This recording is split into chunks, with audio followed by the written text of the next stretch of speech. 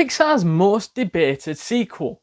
Did this particular Toy Story installment ruin what was a perfectly good trilogy, or is it actually secretly one of the greatest Disney sequels of all time? Let's break it down and find out. You're a lost toy?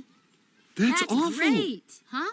I mean, awfully great that you are lost out here. Toy Story 4, for me, just felt like an unnecessary sequel. That's the best way to describe Toy Story 4 for anybody that hasn't yet seen it, and a lot of people won't have, simply for the fact that Toy Story 1, 2 and 3 was almost the perfect trilogy ever made.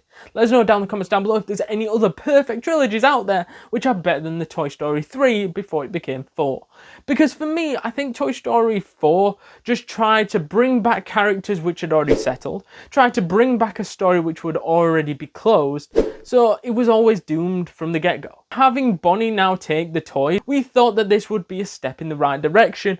We saw the idea of creating new toys in this film with 4K, which is something that happens with kids. They do create their own toys, they do whatever, but I don't think they play with them to the extent they do in this film. The idea as well that Bonnie would disrespect the toy, which Andy literally said, look after this toy, won't you? And she's like, oh yeah, I'll look after this toy, and literally tasks it aside and takes off his sheriff badge. That is fucking disrespectful if I've ever seen it.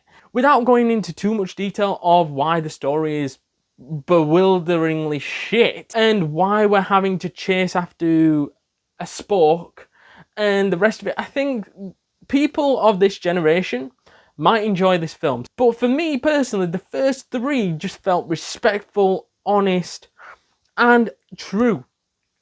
I could definitely see toys being disposed of. I could definitely see reasons why there would be a yard sale. I could definitely see reasons why a kid would maybe want to blow up those little army soldier things. Know what I mean? Just experiment it as kids. Know what I mean? Playing around with them in their own particular ways. But with Bonnie ditching all her toys for what is a spoon fork, I don't think I've ever seen that ever happen. I don't know if you guys did it as kids. I don't know. It just seems bizarre.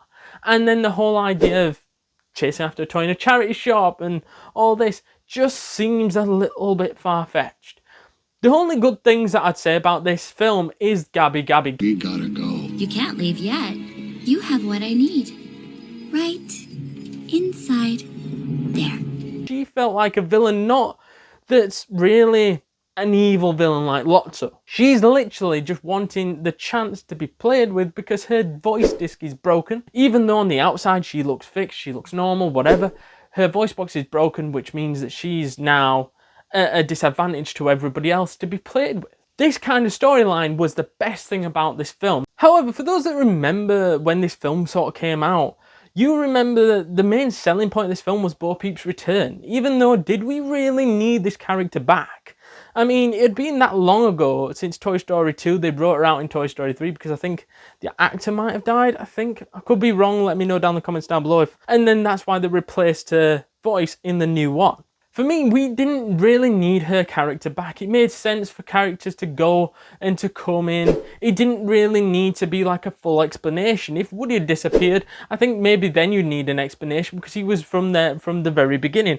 But side characters like that, we really didn't need this sort of big explanation of to where she went. You could have written her off. And having her be this sort of free toy now, not owned by anybody, it weren't a bad idea, don't get me wrong, but at the same time, you could have taken Bo Peep straight out of that film and it would have still have worked.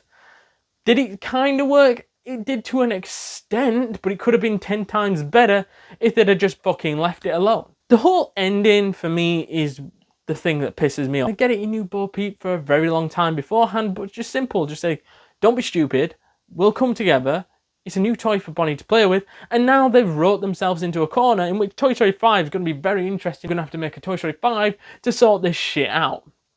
And that's exactly how they fucked this film up. So to summarise this film then, for me, this is a 7.4 out of 10, and a great film, I suppose.